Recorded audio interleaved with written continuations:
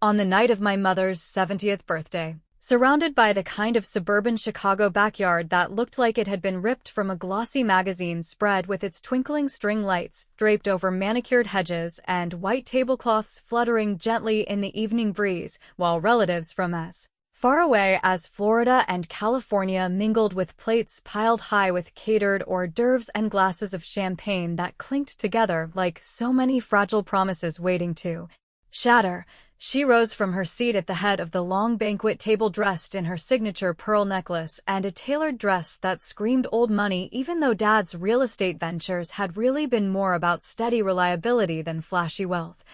And in that moment, with the string quartet softly playing some innocuous melody in the background, she tapped her fork against her crystal glass to command the attention of the 50 or so family members who had gathered to celebrate what she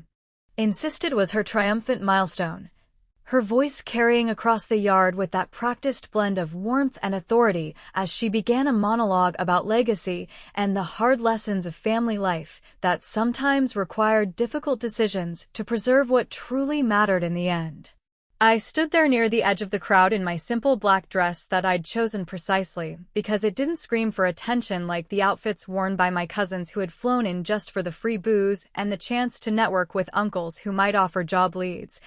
Holding a plate of shrimp cocktail that I hadn't touched because the knot of anticipation twisting in my stomach had made eating impossible, and as Margaret continued her speech praising the sacrifices she'd made for us three kids over the years, while Tom, my brother, clapped approvingly with his real estate agent's grin plastered on his face, and Lisa, my sister, nodded along with that serene yoga instructor poise that always seemed to mask her deeper insecurities. I felt the air thicken with the unspoken tensions that had simmered between us for decades, ever since Dad's death 10 years earlier, when his modest portfolio of rental properties had become the unspoken battleground for control and affection in our fractured family dynamic. The party itself had unfolded in that predictable way these events always did for us, starting with early arrivals who hugged Margaret a little too tightly and complimented her ageless appearance, while exchanging knowing glances about how she still ran the family like a well-oiled machine despite her advancing years, progressing through rounds of toasts that glorified her as the unyielding matriarch who had held everything together through Dad's long work hours and her own endless string of volunteer committees and social clubs that kept her perpetually occupied and influential in our tight-knit Midwestern community, where everyone from the mailman to the mayor seemed to know her by name. And building toward the cake presentation with its 3 towering layers of rich chocolate fudge that she loved so much because it reminded her of the simpler times before life had layered on its complications like so much ganache over sponge. Tom, ever the golden child with his successful license in the same field as Dad and a lifestyle that included a sprawling McMansion on the outskirts of the city complete with a wife who organized charity bake sales, had been hovering close to her all evening offering compliments that bordered on flattery, while Lisa, who ran her boutique yoga studio funded in part by what she called Mom's generous support but what I saw as manipulative strings attached, chimed in with anecdotes about how Margaret's resilience had inspired her own entrepreneurial spirit. Even though I knew the truth was more about Lisa's inability to stand on her own without that safety net. As for me, Elena, the outlier who had poured my energy into opening a small coffee shop downtown after my divorce, left me starting over at 45 with nothing but determination and a teenage daughter to raise. I had always been the one Margaret viewed with a mix of pity and disdain, the independent daughter who didn't need her handouts or approval, which in her mind translated to outright rebellion against the family order she had so carefully constructed over the years. Then came the moment that shifted everything, as Margaret paused dramatically after her opening remarks about unity and protection, her eyes scanning the crowd until they locked onto mine with that piercing gaze that had always made me feel exposed and small even when I was a grown woman standing on my own 2 feet. And she declared in a voice laced with faint sorrow that while family was everything she had come to realize through painful reflection, that tough choices were necessary to safeguard the future for those who truly appreciated it. specifically naming me as the one who had made it abundantly clear through years of distance and self-sufficiency that she no longer held a place in my priorities. So effective immediately, she was amending the will to exclude me entirely from any inheritance, a decision she framed as both merciful and just, to gasps that rippled through the assembled relatives like a sudden chill wind scattering leaves across the lawn with forks pausing mid-air and conversations dying into stunned silence, while Tom shifted uncomfortably but said nothing, and Lisa's hand flew to her mouth in what looked like genuine shock, though I suspected it was more performative than heartfelt. Margaret sat back down with her chin lifted in that defiant posture she adopted whenever she believed she had asserted her dominance, expecting perhaps tears or protest from me as the wronged party in this public spectacle she had orchestrated so meticulously to reinforce her control over not just the money, but the narrative of our family history, where she was the benevolent ruler, and any dissenters were cast as ungrateful outsiders. Instead of crumbling under the weight of her announcement, which I had half anticipated given the subtle barbs she'd been lobbing my way for months about how my business struggles were a burden on the family image,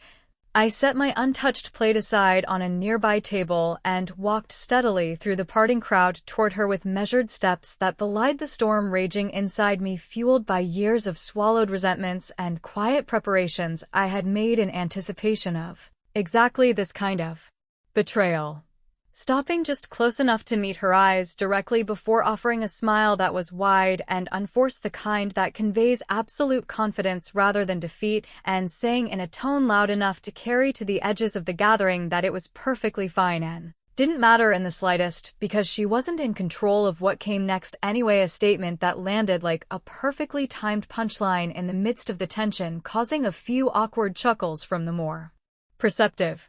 aunts who sensed the undercurrent of something sharper at play, while Margaret's expression flickered for the briefest instant with what might have been confusion or the first hint of unease, as if she had expected outrage, but not this calm dismissal that hinted at layers she hadn't accounted for in her grand performance. The party lurched back into motion after that, with forced conversations and clinking glasses attempting to paper over the rift she had just torn open, but as guests began to drift away later under the cover of nightfall, exchanging hugs with Margaret that felt obligatory rather than warm, I slipped quietly toward the old guest house at the far end of the property where Dad had spent his evenings tinkering with tools and organizing his papers, away from her scrutinizing eyes, my heart pounding with a mix of adrenaline and resolve as I pushed open the creaky door and knelt by the dusty box of documents she had always dismissed as worthless clutter, only to pull out a single sheet that immediately struck me as off, with its smudged dates and a signature that didn't quite match the ones I remembered from his hospital forms, the kind of irregularity that whispered of tampering and hidden motives that could unravel everything she thought she had secured so tightly in her grasp. The morning after that explosive birthday gathering dawned with a relentless barrage of notifications lighting up my phone screen like some unwelcome digital alarm clock, buzzing insistently from the nightstand in my modest apartment perched above the coffee shop, where the lingering aroma of roasted beans usually offered a comforting start to the day, but this time only amplified the bitterness churning in my gut as I reached for the device, still bleary-eyed from a night spent replaying Margaret's dramatic declaration and my own measured response that had left her momentarily off balance, while relatives' texts poured in from cousins wondering if I was holding up okay after the public slight, and aunts offering vague sympathies laced with their own judgments about family obligations that always seemed to fall heaviest on the shoulders of those like me who had dared to carve out an independent path away from the web of expectations she had spun so meticulously over the decades. I brewed a strong pot of black coffee, ignoring the temptation to add sugar just to cut through the acrid taste of betrayal that coated my tongue, and settled at the scarred wooden kitchen table where I spread out the suspicious document from Dad's box, its edges frayed and ink faintly smeared in ways that suggested hasty alterations, perhaps done in a moment of unchecked ambition by someone who thought they could rewrite history without consequence, the dates misaligned just enough to raise questions, and the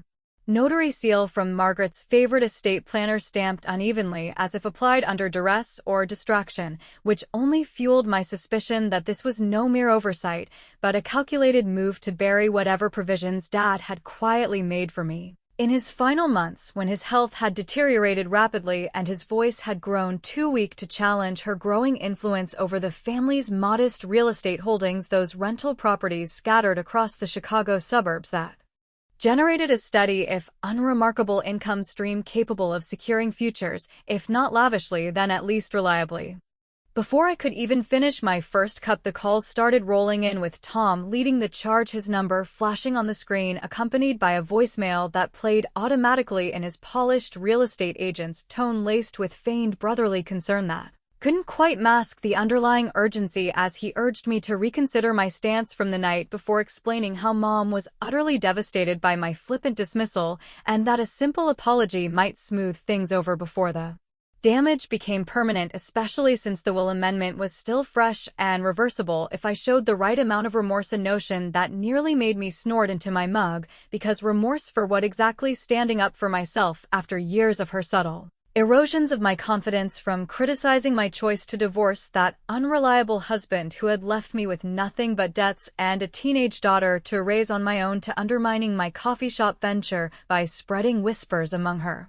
social circle about how it was a foolish pipe dream destined to fail, unlike Tom's thriving agency or Lisa's yoga studio that benefited from her so-called mentorship. I let the message finish without responding right away, instead staring out the window at the gray November sky, threatening rain over the bustling street below, where early commuters hurried past, oblivious to the personal earthquake rumbling through my life. And when Tom called again moments later, I answered with a calm that surprised even me, keeping my voice light and non-committal as I assured him it was all water under the bridge that I harbored no ill will toward Mom, and had my own bridges to tend to without needing to beg for scraps from the family pot, a phrase that hung in the air just long enough for him to huff in frustration, calling me stubborn and self-destructive, before hanging up abruptly, his words echoing the same script Margaret had probably fed him that morning over breakfast in her pristine kitchen, where she reigned supreme, dictating not just the menu, but the emotional temperature of every interaction. Not long after Tom's call, Lisa arrived unannounced, her knock at the door sharp and insistent, pulling me from my reverie as I glanced at the clock, realizing it was barely 9 in the morning, yet she stood there on the landing in her signature yoga pants and a loose sweater that smelled faintly of lavender essential oils, the kind she swore by for stress relief, though I doubted it could touch the knots she carried from years of navigating Mom's favoritism while pretending it didn't sting her own ambitions into submission, hugging me tightly the moment I opened the door, as if we were starring in one of those sentimental reunion scenes from the family dramas she loved to binge on streaming services during her rare downtime. We settled in the living room with mugs of herbal tea that she insisted on brewing herself, claiming it would soothe the tension she could practically see radiating from me, and as she launched into her well-rehearsed plea for family reconciliation, painting a vivid picture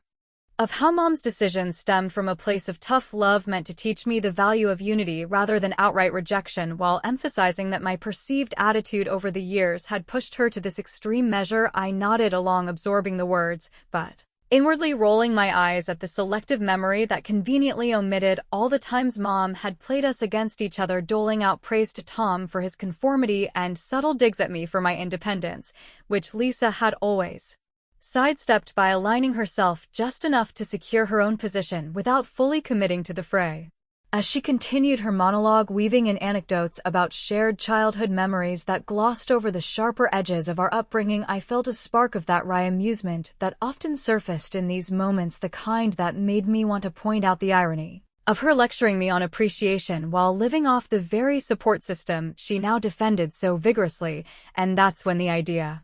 for a small calculated retaliation took shape, nothing overt or destructive, just a gentle nudge to expose the cracks in their united front, prompting me to casually retrieve my phone and scroll through an old digital family album, the one filled with snapshots from Dad's 80th birthday celebration years before his health declined, featuring candid shots of happier times, including one particularly telling image of Margaret laughing uproariously with her arm draped around a long-forgotten boyfriend from her brief separation phase, the man she had entertained while Dad rebuilt his business from scratch, only to reconcile later under terms that favored her narrative of unwavering devotion.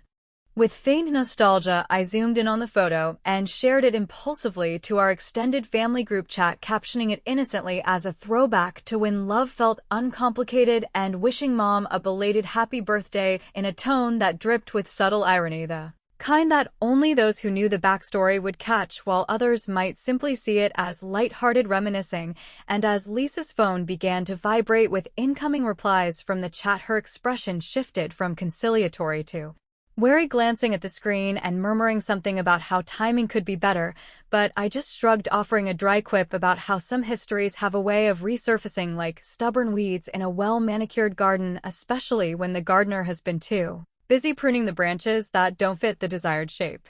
She left shortly after that exchange, her hugs lingering a beat longer than usual, as if sensing the shift in the air, the first hint that my composed smile from the party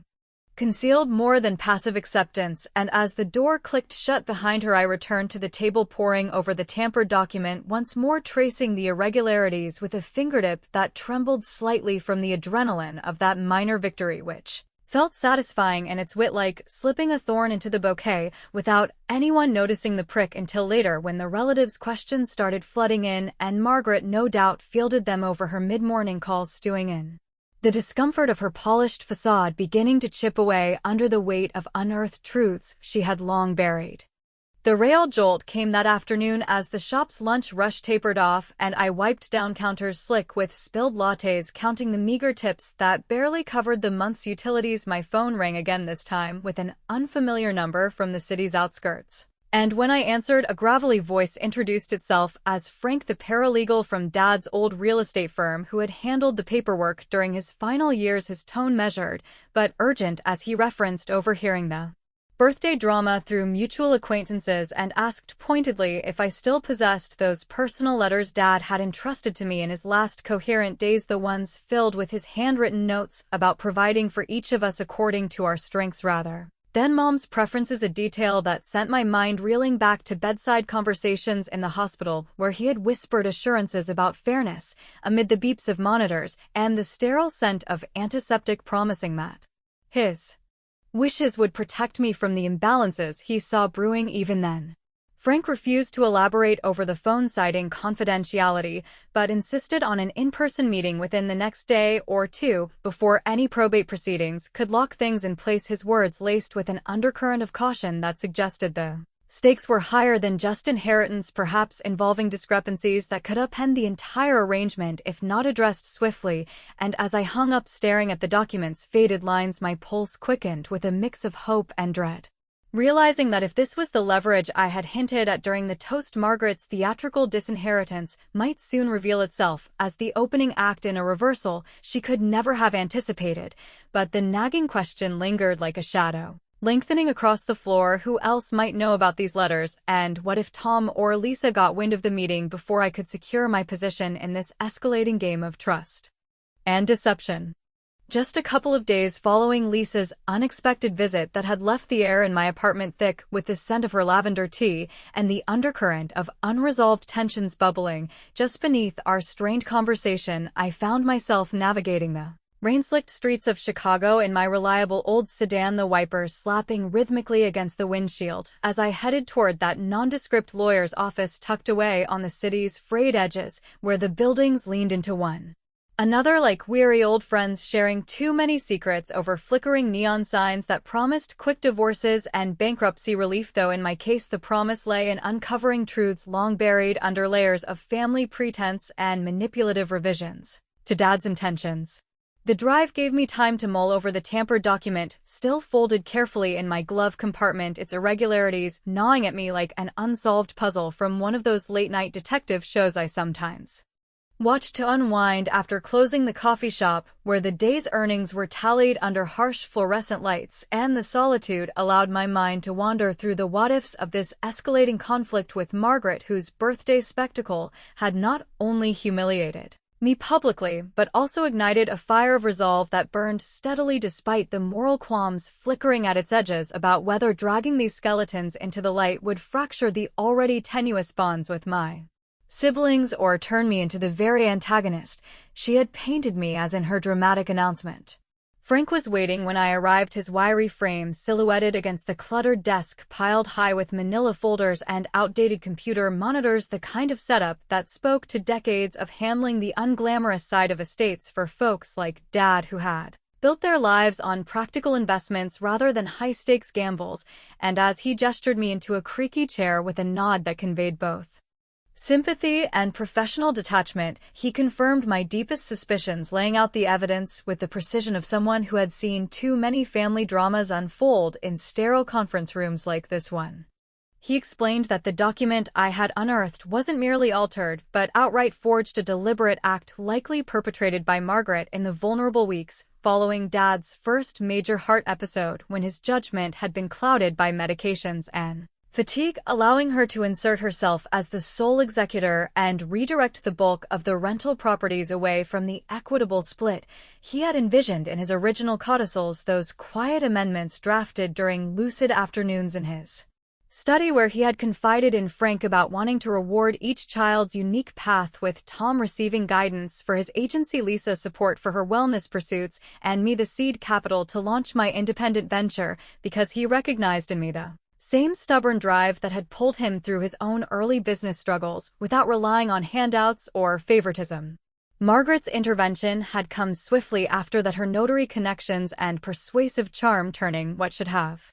been a straightforward legacy into a tool for enforcing her vision of family hierarchy, where loyalty to her rules trumped individual merit. And as Frank slid photocopies of the authentic versions across the desk, their signatures crisp and dates aligned with hospital records, I felt a surge of vindication mixed with the sharp pang of betrayal, realizing how she had waited like a predator for his weakness to consolidate power over the portfolio that included those steady income apartments in the suburbs, the ones that could have stabilized my coffee shop's finances without the constant scramble for loans or second jobs that had defined my post-divorce life. He warned me gravely that challenging this in probate would unleash a storm of legal fees, emotional turmoil, and potential criminal scrutiny if the forgery held up under forensic analysis, but also emphasized that with the originals in hand and his testimony as a witness, I stood a strong chance of not just reclaiming my share but exposing the manipulations that had poisoned our family dynamics for years, a prospect that thrilled and terrified me in equal measure, because while the thought of Margaret facing real consequences for her overreach brought a wry satisfaction, it also forced me to confront the possibility that this path might isolate me further from Tom and Lisa, who had benefited from her skewed generosity, even if unwittingly. The weight of Frank's revelations pressed on me as I drove back through the downpour, the city lights blurring into streaks of neon against the glass, while questions swirled about how deeply my siblings were entangled in this web, with Tom's quick defense of Mom suggesting more than just fraternal duty, and Lisa's evasive demeanor during her visit hinting at knowledge she chose to withhold. And by the time I pulled into the alley behind the coffee shop, the evening rush was building, with patrons seeking refuge from the weather, their orders for hot lattes and pastries providing a rhythmic distraction as I moved behind the counter, steaming milk and frothing cream with mechanical efficiency that belied the turmoil inside. Tom showed up uninvited right as the crowd thinned, his entrance marked by the jingle of the bell and a purposeful stride that cut through the remaining customers like he owned the place, which in a metaphorical sense he might have felt he did given his stake in the family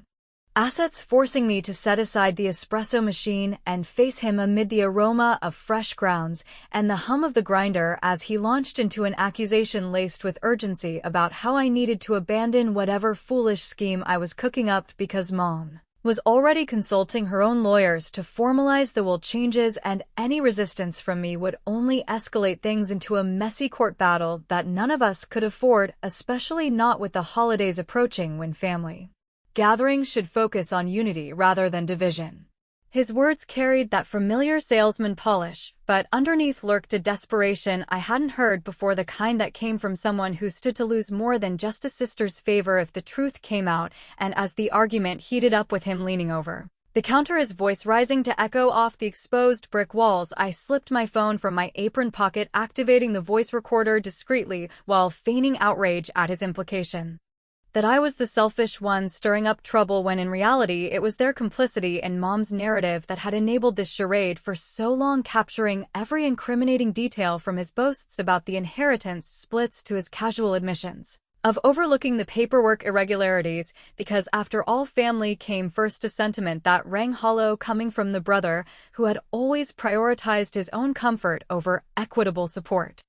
The confrontation ended with Tom storming out into the rain, muttering threats about cutting ties if I didn't back down, leaving me alone to lock up the shop under the patter of droplets on the awning, my hands steady as I reviewed the recording, its clarity surprising even me. And that night, over a solitary glass of inexpensive red wine poured into a mismatched tumbler, I edited a brief anonymous clip, just enough to anonymize voices, but preserve the essence of greed and collusion before uploading it to the family forum, where our chatty aunts congregated, exchanging recipes and gossip with the fervor of a neighborhood watch. And by morning, as I opened for business, my inbox filled with concerned queries from relatives piecing together the puzzle, while Lisa called in a panic, whispering about damage control and the fallout at Mom's bridge club, where whispers had turned to outright questions about the will's legitimacy, a small revenge that unfolded with the precision of a well-timed espresso shot.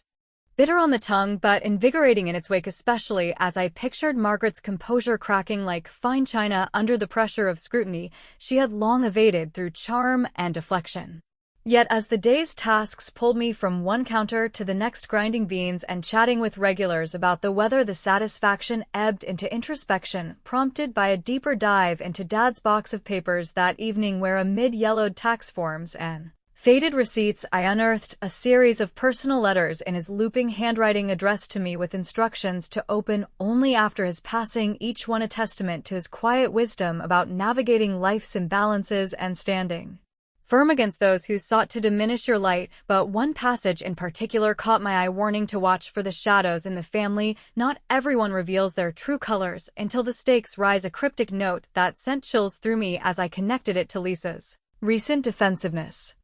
and Tom's heated visit, wondering if their loyalties ran deeper into Mom's schemes than I had assumed. Compelled by that hint, I sifted further, pulling out a forgotten bank statement dated mere weeks before Dad's final decline, its figures showing unexplained transfers to an account registered in Lisa's name, amounts that dwarfed the casual gifts she had mentioned, and patterns that suggested not just support, but a systematic funneling of funds, perhaps to cover debts from her studio's shaky start, or worse, to facilitate Mom's control, a discovery that twisted the knife of betrayal even sharper, leaving me staring at the paper long into the night as rain lashed the windows, questioning not only what Lisa had concealed, but how far this shadow extended, and whether unearthing it would free me or ensnare us all in a web of consequences none could escape unscathed. The bank statement from Dad's files lingered in my thoughts like a persistent aftertaste from a poorly brewed batch of coffee, sharp and unsettling as I navigated the following weekend's unexpected visit from my daughter Sarah, who had driven down from her university campus in Madison for what she called a quick break, but which quickly morphed into an intensive strategy session over greasy diner plates overlooking the choppy expanse of Lake Michigan, where the wind whipped off the water, carrying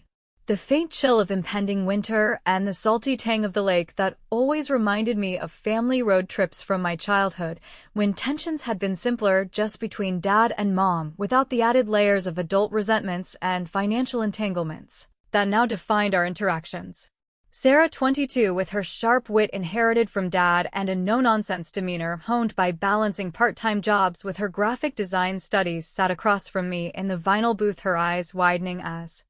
I laid out the full scope of the discoveries from Frank's office, the forged codicils, the suspicious transfers to Lisa's account, and the recording of Tom's greedy outburst that had circulated through the family channels, causing ripples of doubt among the aunts who thrived on dissecting such scandals over their weekly coffee clutches, while she stirred her milkshake, methodically absorbing the details with that calculating gaze that made me both proud and a little uneasy about how deeply this drama might imprint on her view of our fractured lineage. She leaned forward, her voice steady, but laced with the protective fire I had seen flare during her teenage years when school bullies targeted her for being the kid from the broken home, declaring without hesitation that Margaret's actions amounted to outright fraud and That I owed it to myself and to Dad's memory to fight back aggressively, because letting such manipulations stand would only embolden her to pull similar stunts on the rest of us, including Sarah herself, who had already felt the sting of Grandma's conditional affection during holiday visits, where praise for Tom's family was doled out lavishly, while my achievements as a single mom running a business were met with patronizing nods and veiled suggestions that I should have chosen a more stable path. Her encouragement struck a chord deep within me, stirring the embers of resolve that had flickered uncertainly since the birthday confrontation, but it also unearthed dilemmas that had been simmering beneath the surface like grounds left too long in the filter, turning bitter and overextracted as I wrestled with the ethical tightrope of turning family secrets into weapons, knowing that a full legal challenge could not only drain my already stretched finances through attorney fees and court costs, but also shatter the fragile remnants of sibling bonds with Tom and Lisa, who might view my pursuit not as justice, but as vengeful overreach, especially since they had grown accustomed to benefiting from Margaret's skewed distributions, whether through Tom's agency leads, sourced from her network, or Lisa's studio bailouts disguised as maternal support. Sarah sensed my hesitation and countered by suggesting we bring in reinforcements, starting with Aunt Rita, Margaret's estranged older sister, who had been ousted from the family fold years earlier for daring to question Mom's handling of their parents' estate, a bold move that had left Rita to build her own life in a cozy bungalow on the quieter side of the suburbs, where she filled her days with gardening and community theater productions that allowed her to channel the dramatic flair she shared with her sister into something constructive rather than controlling. And as we finished our meal with the sun dipping low over the horizon, casting long shadows across the diner parking lot, Sarah pulled out her phone to arrange a meeting, insisting that Rita's outsider perspective could provide the leverage needed to counter Margaret's narrative without descending into outright warfare, a plan that appealed to my desire for a measured approach, even as it amplified the internal conflict of allying against bloodkin in a way that felt both empowering and profoundly isolating, like stepping onto a path from which there might be no easy return. We arrived at Rita's the next afternoon, her home a warm haven of floral doilies, knitted afghans, and the rich aroma of simmering herbal tea that she poured generously into mismatched mugs as she welcomed us with a hug that enveloped like a favorite sweater worn soft from years of use, her laughter gravelly and genuine, cutting through the initial awkwardness, as she admitted to having followed the birthday fallout through the grapevine of mutual friends who couldn't resist sharing the juicy details of Margaret's public disinheritance stunt. Over the course of the afternoon, as rain pattered softly against the bay windows, Rita shared stories from their shared past, painting a vivid picture of Margaret's lifelong pattern of pitting siblings against one another to maintain her position at the helm, a tactic she had honed during their own parents' declining years, when modest savings from a family hardware store became the battleground for control, with Rita ultimately walking away empty-handed but wiser about the cost of confrontation. And as she delved into specifics, she revealed her own quiet vigilance over Margaret's finances, suspecting irregularities for years, and having amassed a dossier of old emails, bank records, and witness statements that documented unauthorized property flips Dad never signed off on, moves designed to inflate the portfolio's value under her sole management, while siphoning off portions to favored causes like Tom's career boosts or Lisa's ventures. The alliance formed organically in that living room, with Rita agreeing to share her evidence under the condition that we proceed cautiously through back channels to the probate court, avoiding sensational headlines that could further tarnish the family name. But as we outlined the steps from filing preliminary challenges to subpoenaing financial trails, a fresh wave of uncertainty washed over me, because involving Rita meant dredging up old wounds for her own sake, and pulling Sarah deeper into the fray risked exposing her to the harsh realities of generational toxicity that I had hoped to shield her from during her formative years, making me question in quiet moments whether my quest for fairness was worth the potential collateral damage to the relationships that still held some semblance of redemption. The betrayal that cut deepest materialized midweek at the local grocery store, amid the fluorescent-lit aisles stocked with cereals and canned goods, where I pushed my cart, methodically selecting staples for the week's meals, trying to reclaim some normalcy in the routine. When Lisa appeared, suddenly blocking the produce section, her face a carefully composed mask of sisterly concern that didn't quite reach her eyes as she pulled me aside near the apple bins, whispering urgently that we needed to hash things out away from the prying ears of fellow shoppers who might recognize us from community events. What followed was a torrent of confessions laced with defensiveness, as she admitted to knowing about the transfers detailed in Dad's statement, framing them initially as innocent loans from Mom to tide her over during the yoga studio's rocky launch phases when enrollment dipped and bills piled up. But under my probing questions, her story unraveled, revealing the full extent of the funds funneled through her accounts, not just for personal use, but as a conduit for Margaret to obscure larger manipulations like rerouting rental income to offshore holdings that dodged taxes and scrutiny, a revelation that twisted the knife of sibling trust into something irreparably bent because Lisa had chosen silence over solidarity, allowing the imbalance to fester while benefiting from the scraps. I maintained my composure throughout, offering a dry quip about how family funds seemed to flow like overpriced lattes, leaving a bitter aftertaste no matter how smoothly they were served, but inwardly the sting burned hot, fueling a resolve for retaliation that stayed true to my style, subtle and sharp, as I later forwarded a selection of Rita's archived emails to Lisa's inbox via what appeared to be an accidental share from a family cloud drive, the documents chronicling Margaret's past estate overreaches, with an innocuous note suggesting it might serve as an enlightening history lesson for perspective. And by evening, as Lisa's frantic texts lit up my phone demanding explanations, and the grapevine buzzed with reports of Mom's tirade at her bridge club, where socialites dissected the leaks with gleeful precision, her carefully curated image of the flawless matriarch beginning to fray at the edges under the weight of accumulated truths that no amount of charm could fully contain.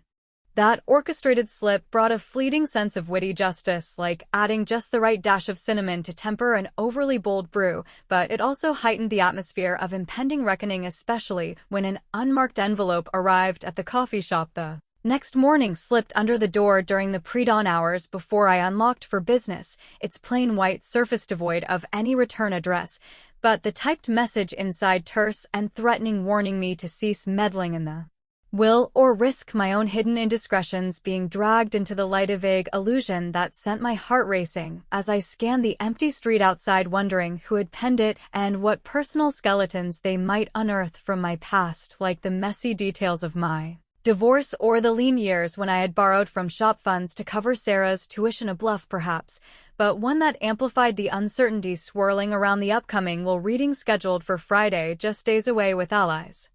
like Rita and Sarah bolstering my position, yet betrayals from Lisa underscoring the fragility of trust and the growing possibility that my clever maneuvers had awakened forces I couldn't fully control, leaving me to pace the shop floor that morning as the first customers trickled in, grappling with the question of how deep the shadows extended and whether the final confrontation would illuminate justice or plunge us all into irreversible darkness.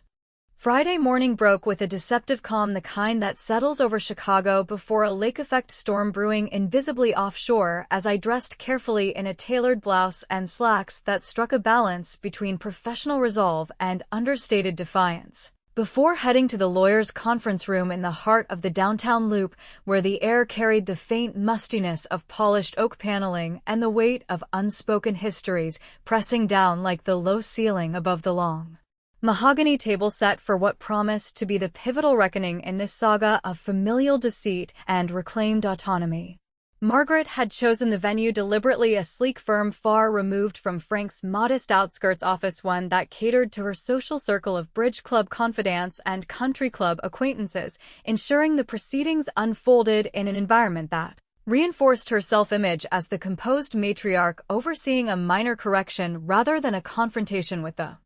consequences of her overreach. And as I entered the room, she sat at the head, flanked by Tom, whose fidgeting fingers betrayed his unease, and a stern-faced attorney I didn't recognize, his briefcase monogrammed with initials that screamed establishment privilege, while Lisa hovered on the periphery, her eyes downcast and cheeks flushed from the recent betrayals that had rippled through our communications, since the leaked emails and recordings had forced uncomfortable truths into the open. Sarah and Rita waited just outside in the lobby, my carefully positioned allies ready to join if needed, their presence a quiet bulwark against the isolation that had threatened to overwhelm me in the preceding days as I had pored over the compiled evidence late into the nights, the forged documents, financial trails, and that enigmatic threat note now traced through subtle inquiries to a printer at Lisa's studio, all woven into a cohesive narrative that transformed my initial composed smile at the birthday party. From a mask of defeat into the prelude of a meticulously orchestrated reversal designed not for destruction, but for the restoration of the equity Dad had intended in his final lucid moments. The reading commenced with the procedural drudgery typical of such affairs, the attorney intoning bequests to distant charities and sentimental trinkets distributed to cousins who had long since drifted from our orbit, his voice monotone as he navigated the boilerplate language that masked the deeper fractures until he reached the core, the disposition of the rental properties that formed the backbone of Dad's legacy, those modest apartments scattered across the suburbs yielding reliable income streams capable of anchoring futures amid economic uncertainties. And there he paused, clearing his throat before reciting the doctored version that allocated nothing to me, directing the bulk to Tom and Lisa under Margaret's executorship, a distribution framed as her wise stewardship, though we all knew it stemmed from her desire to punish my independence and reward their compliance, a moment that elicited a subtle nod of satisfaction from her, her posture straightening as if to savor the vindication of her birthday declaration, expecting perhaps a flicker of resignation from me that would affirm her dominance in this theater of control. Instead, I leaned back in my chair, the leather creaking softly under my weight, and interjected with a voice steady and amplified just enough to command the room's attention that this presentation fell short of the complete picture, a statement that hung in the air like the first rumble of thunder, drawing sharp intakes of breath from Tom and a widening of the attorney's eyes, while Margaret's expression tightened into a mask of indignation, as if my interruption were an affront to the decorum she held so dear, prompting me to reach into my satchel and produce the certified originals from Frank, the voice recordings capturing Tom's avaricious slips, Rita's documented proofs of financial slights, and even the threat note with its incriminating origin, all laid out on the table like cards in a high-stakes poker game where the bluffs had run their course and the true hands revealed themselves in stark relief. The room descended into stunned silence, broken only by the rustle of papers as the attorney scanned the materials, his professional facade cracking under the weight of evident fraud that could invite not just probate challenges, but investigations from authorities tasked with unraveling estate tamperings. And as I elaborated, methodically detailing how I had spent the intervening weeks not in idle resentment, but in diligent assembly of this case, filing preliminary contests with the court, and discreetly alerting the district attorney to the forgery's implications, Margaret's color drained to a pallid gray, her hands clenching the armrests, while Tom sputtered denials laced with accusations of betrayal, and Lisa shrank further into her seat, tears welling as the web of complicity unraveled thread by thread, exposing how the transfers through her accounts had facilitated not mere support, but a systematic consolidation of assets under Mom's unchecked authority. I addressed Margaret directly, my tone even but threaded with the irreverent edge that had sustained me through the humiliations, explaining that her theatrical exclusion at the party had overlooked Dad's authentic provisions, crafted in quiet defiance of her influences to ensure fairness across his children's divergent paths, a legacy she had attempted to subvert through deception, only to find that the control she wielded so tightly had slipped away in the face of documented truths and legal recourse, leaving the properties frozen pending review, her executorship revoked, and the favored distributions clawed back into question, a reversal that unfolded with the satisfying precision of a long-simmered plan finally reaching its boil, where the steam cleared to reveal not chaos, but clarity, the kind that empowered the overlooked and humbled the overreachers without descending into outright cruelty. As the attorney excused himself to confer with superiors and the immediate family absorbed the fallout, Sarah and Rita entered at my subtle signal, their supportive presences diffusing the tension further, while I made a group call to the extended relatives, updating them on the developments through Rita's steady narration that spared no details of the manipulations, ensuring the narrative shifted from Margaret's victimhood to accountability, a move that brought a wry amusement to my lips, imagining The ants' forums lighting up with this twist on the gossip they had so eagerly disseminated in the prior weeks. Yet amid the triumph, emotions surged in complex waves, crashing against the shores of my resolve as Sarah enveloped me in a hug, her whisper of pride mingling with a quiet concern about the scars this would leave on our family tapestry, and I felt the hollowness creeping in had I traversed too far into the territory of calculated retribution, turning kin into adversaries for the sake of principle when reconciliation might have mended some wounds without surgery. And later in the hallway, as Margaret cornered me, her voice fracturing not with remorse, but with a raw accusation that I had shattered the family irrevocably out of spite, a charge that pierced deeper than any legal victory, because in her eyes I saw the mirror of my own potential flaws, the manipulator's shadow lurking in the drive for justice. I met her gaze without the smile this time, offering only unvarnished honesty that this wasn't spite, but a reclamation of the autonomy she had long sought to deny, first through subtle erosions, and now through overt exclusion, a necessity born from the imbalances she had nurtured. And as she turned away, shoulders slumped under the burden of her unraveling empire, I retreated to my car, the engine humming to life against the backdrop of the bustling city that continued indifferent to personal upheavals, driving homeward with the property's potential windfall on the horizon, but the true inheritance, Dad's counsel on resilience, echoing louder, leaving me to ponder in the gathering dusk whether Tom would ever bridge the chasm of his greed, Lisa rebuild from the ruins of her silence, or if my revenges had forged me into the survivor I needed to be at the cost of the connections that once defined us all, a victory laced with ambiguity where the lines between righting wrongs and deepening divides blurred into questions that lingered unanswered like the fading light over the lake, inviting reflection on forgiveness, inheritance, and the fragile architecture of family long after the storm had passed.